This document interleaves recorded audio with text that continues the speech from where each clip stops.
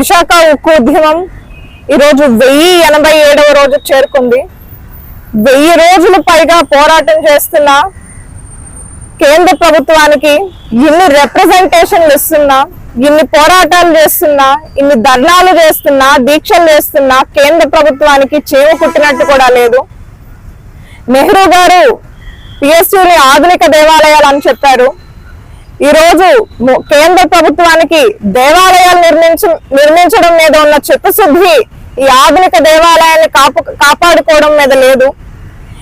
మోదీ గారు అక్కడ ప్రాణ ప్రతిష్ఠ చేశారు, ఇక్కడ ఆధునిక దేవాలయాలు ప్రాణాలు తీస్తున్నారు. అక్కడ నిర్మాణం చేస్తున్నారు, ఇక్కడ కూల్ చేస్తున్నారు. మన ఎంపీలు ఎమ్మెల్యేలు కూడా ఈ కేంద్ర ప్రభుత్వానికి అమ్ముడిపోయారు.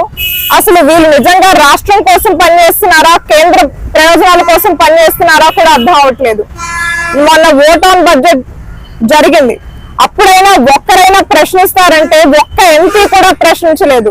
కొన్ని కేంద్ర ప్రభుత్వం కూడా ఎలక్షన్లు దగ్గరకు వస్తున్నాయి కదా, ఏదైనా చెప్తాది. మన స్టీల్ ప్లాంట్ కోసం ఏదైతే నగర్నార్ స్టీల్ ప్లాంట్ ని ఎలక్షన్ దృష్టిలో పెట్టుకొని అమిత్ షా గారు అక్కడికి వెళ్ళి మరి ఈ నగర్నార్ స్టీల్ ప్లాంట్ బస్తర్ జనాలకి అంకితం కాబట్టి దీన్ని ప్రైవేటైజేషన్ చేయకుండా ఆపుతామని చెప్పారు. మరి అదే విధంగా మన ఉక్కు విశాఖ ఉక్కు ఏదైతే 32 మంది ప్రాణత్యాగాలు చేశారో, ఏదైతే 16,000 కుటుంబాలు వాళ్ళ ల్యాండ్స్ ని వాలంటరీగా ఇచ్చేశారో, మరి అటువంటి స్టీల్ ప్లాంట్ ని కాపాడుకోవడానికి 1000 రోజులకు పైగా ఉద్యమం జరుగుతుంది. అయినా కూడా కేంద్ర ప్రభుత్వానికి ఎటువంటి నిర్ణయం తీసుకోవట్లేదంటే వాళ్ళ చిత్తశుద్ధి ఏంటో కనిపిస్తుంది. మన ఎంపీలు ఎమ్మెల్యేలు 4 అద్భుతమైన అవకాశాన్ని వదిలేసుకున్నారు. మొన్న సిఏఏ చట్టం అప్పుడైనా కూడా అడ్డు చెప్పలేదు, మోదీ ప్రభుత్వానికి ఓటేశారు.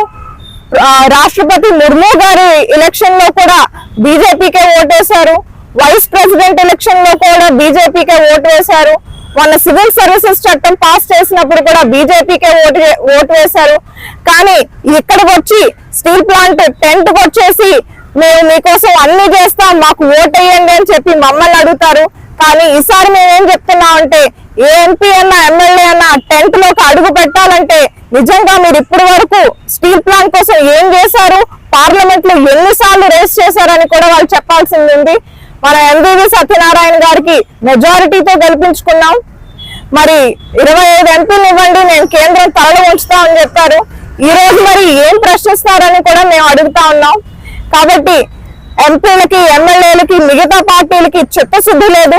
ఈ రోజు కాంగ్రెస్ ప్రభుత్వం ఒక్కటే నిజంగా గట్టిగా ప్రశ్నిస్తుంది.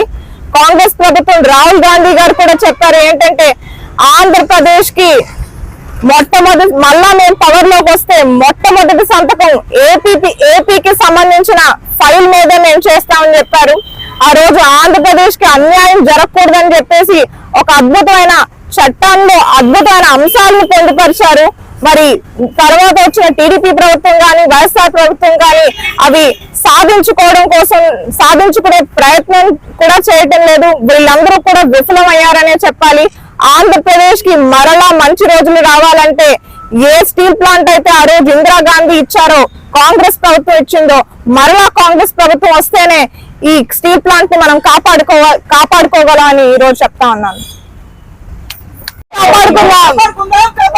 విశాఖ ఉక్కును కాపాడుకుందాం, విశాఖ ఉక్కును కాపాడుకుందాం.